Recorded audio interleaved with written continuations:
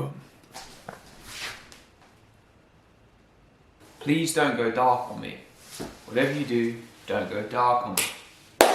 Hey guys, welcome to another video. My laptop is still cooked, and whilst I'm still songwriting, it's been a bit more difficult to record the songs properly.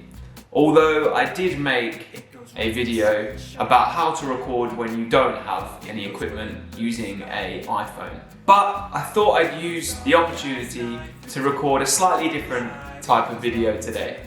So here are 6 things that help me with creativity. Now, my main creative output is obviously songwriting, but these 6 things aren't confined to any one medium. These can help you if you're an artist, if you're a writer, a filmmaker, a dancer, any kind of creative pursuit. I think you'll find these beneficial. Okay, here are the 6 things. Number 1, exercise. I started to take exercise a lot more seriously when I realized it was a great way to take control of panic attacks. I get panic attacks most days, but I will save that story for another video.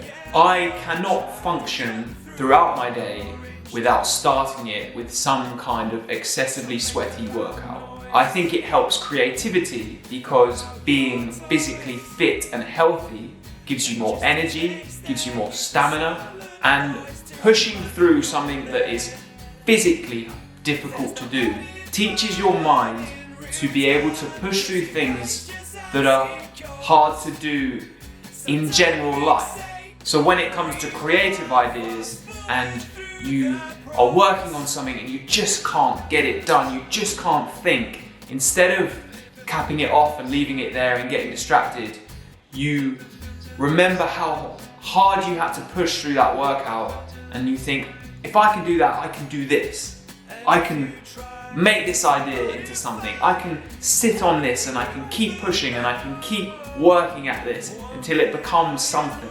It teaches you that when things feel hard and tough, you can keep going, you can keep pushing, and ultimately you do end up finishing what you were trying to do. When you complete something that is difficult, you feel the reward afterwards. When you wake up in the morning and you just don't feel like it, but you push through that workout anyway, at the end of it, you feel amazing. Your mood is lifted, you think clearer, and whilst this helps with creativity, doing creative things is the same.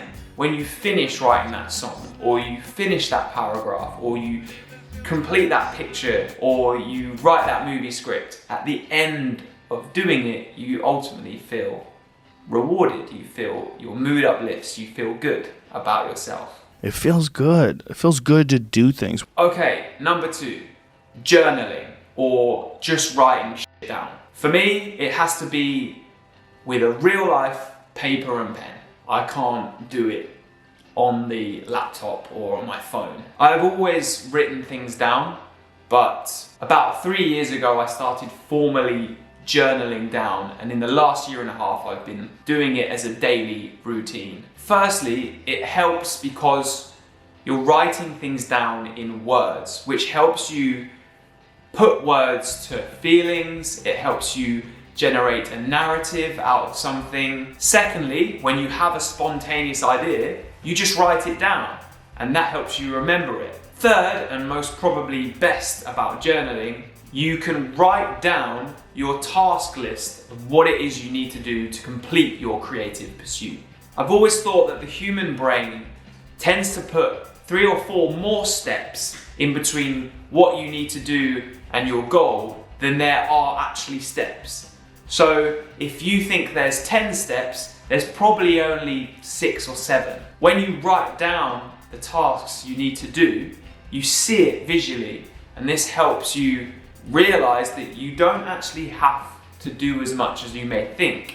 It's also really rewarding to tick off each task. So when I journal, I like to write out my to-do list and put a little box next to each one so I can tick it as my day goes on. Number 3, life problems. It probably comes as no surprise that the best art is usually birthed through hard times. I could bore you with a long-winded paragraph on this, but I'll let someone else do the talking. Sometimes life is hard. Things go wrong. In life, and in love, and in business, and in friendship, and in health, and in all the other ways that life can go wrong. And when things get tough, this is what you should do. Make good art. Number 4, breathwork.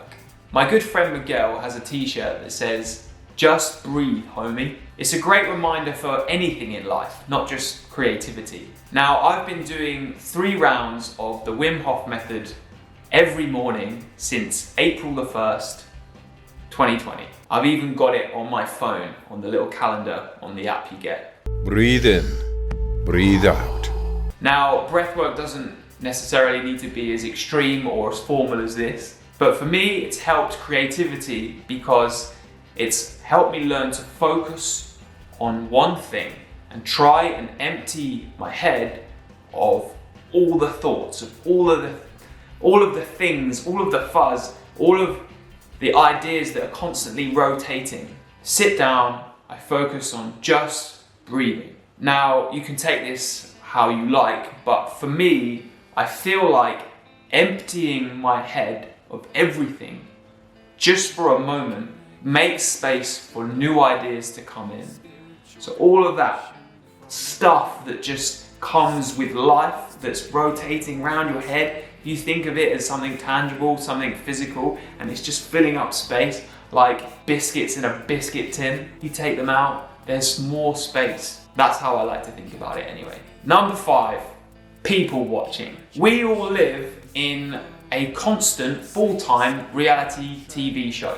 It's called real life. And if you're stuck for ideas, one of the best things I find is to go and sit somewhere public and just watch. Just observe what happens. Even better, maybe take your journal with you so you can write things down.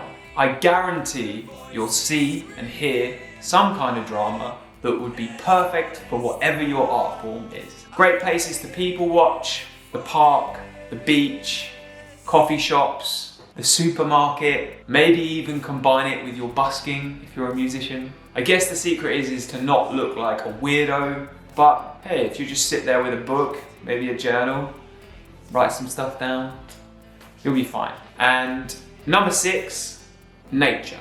If you need to find a place that gives you calm, peace of mind, and some clarity, then go into nature, get away from people. Kind of the opposite to the last point. I always find that doing this helps me reflect on everything, and I usually leave feeling full of excitement and with a bunch of new ideas. Even for ideas I have been working on that maybe were no longer exciting or no longer gave me a buzz. The combination of this and having no distractions also makes the quiet of nature an ideal place to actually do work. If you've got no phone signal, no internet, and you're just there with nothing but you and your creative pursuit, then there's no distractions. There's nothing else you can get on with. It's just you and your art. In this tree, there is one of the most extraordinary plant predators. When I feel like I'm not getting creativity right, I often come back to the same analogy, which is something I write in my journal a lot. If I feel like I'm lost for ideas or stuck on a single idea, I always come back to this. Life equals ideas, which equals creativity. If all I ever did was sit in this room and try and create and obsessively try and make something, eventually I would run out of material because I wouldn't have consumed anything to generate ideas that then turns into songs or my creativity. You've got to go outside and live in order to get ideas, in order to be creative and create something. Whilst I encourage daily creativity, always working at your craft, becoming your craft, I also encourage you to go outside, go and do things and live. And in turn, you can turn that living into ideas, and then those ideas you can birth into your creations. I hope this video helps a little bit. I hope you found it entertaining, and please like and subscribe. Thank you for watching. Stay tuned for more songs and more videos like this. Peace.